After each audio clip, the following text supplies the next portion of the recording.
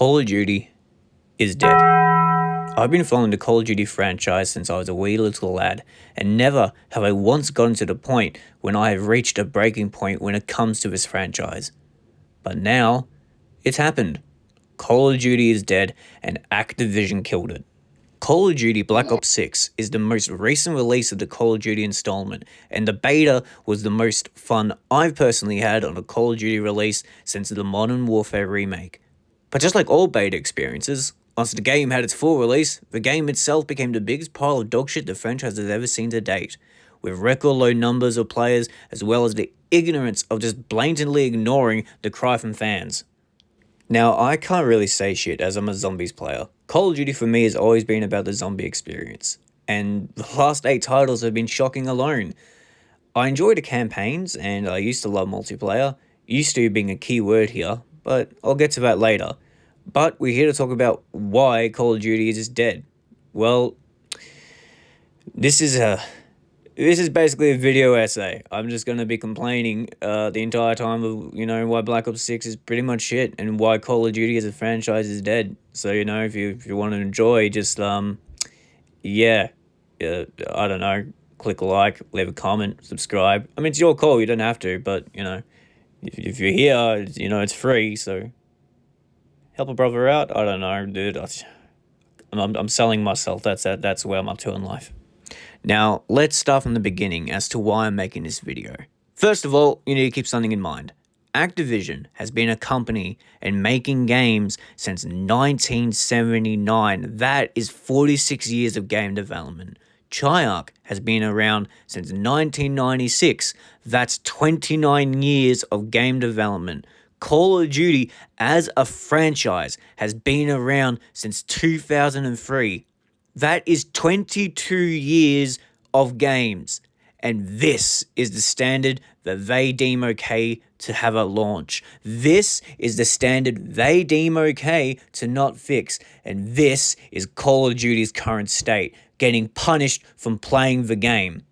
You see, what pisses me off about Call of Duty is that they have this weird habit of fixing dumb shit instead of fixing things that actually need to be fixed.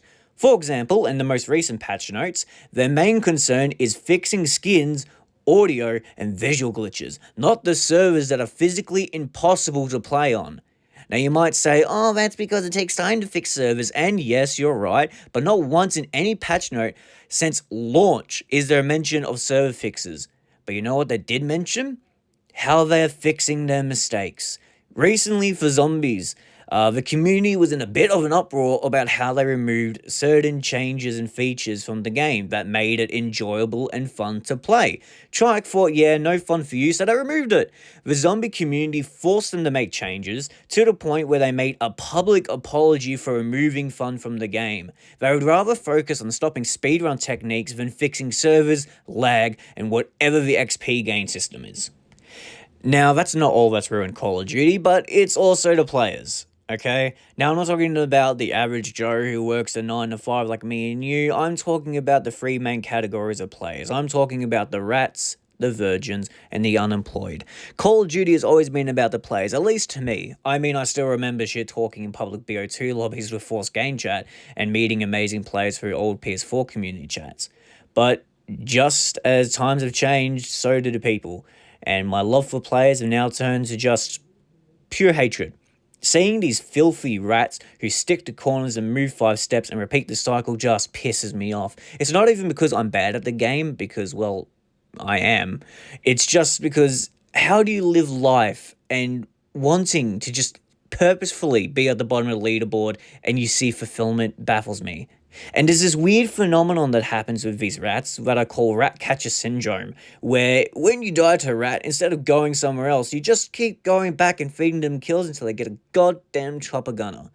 And somehow I get the most brain-dead players alive, and it's a genuine phenomenon that baffles me. Just like the virgins of Call of Duty. I'm talking about these bastards that use micros, cheats, and every shithole fuckery under the sun. The people who ruin your day, laugh at you, and call you bad when they have to pay $60 a month to buy skill. And speaking of skill, the unemployed. You've probably seen them in your matches. These people would have max sensitivity on and think just because I can move in a game means I'm better than you.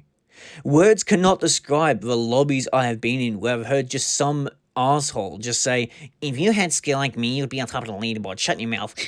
Like, yeah, you're right. Maybe I would, but that's because I don't spend every second of my life on Call of Duty grinding camos and learning techniques so I can impress my 12 followers and make 50 cents on my Twitch channel. So, yeah. Every time I hear this phrase, just, I'll see you on TikTok, buddy. I'll cancel you. I have footage of you saying the N-word, pal, you're done.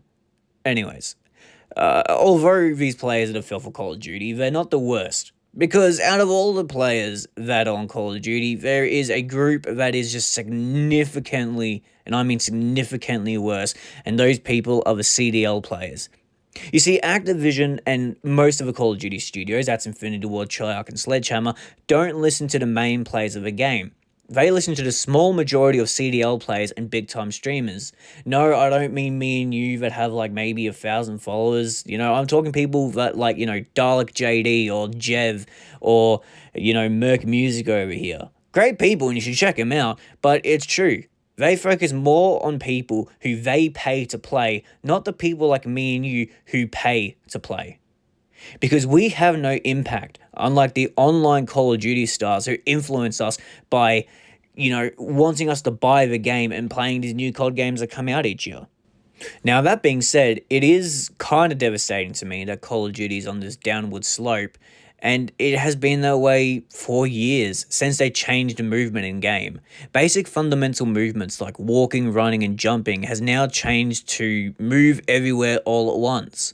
The series started going downhill since Exo movement was introduced in Advanced Warfare, and got a bit of a rise of BO3, but then fell off when we got to BO4 when they introduced self-healing.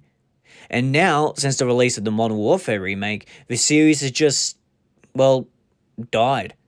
The old Call of Duty players that just can't catch up, and new Call of Duty players who jumped off the Fortnite bandwagon are the ones that, you know, are making this just difficult. Maybe that's all in my head, but who knows? I'm not sure if any of that made sense, but, you know, the movement's just, it's not Call of Duty, man. But this is my final argument, and it's the one that has the most truth to it if you like it or not. Call of Duty died of Warzone. Warzone is the reason Call of Duty is dying. This tumor growth of a game mode has been sucking the blood from the main installments for years since the Modern Warfare remake. And what's worse is that we can fully blame Treyarch for this due to Blackout, but at least that had the common decency to be its own game mode and not a side game. Warzone has been Activision's golden cow, and they've been sucking that tit dry for years to cash in on the Battle Royale craze due to games like PUBG and Fortnite, getting companies to put all the focus on Warzone and just ignoring everything related to the main game.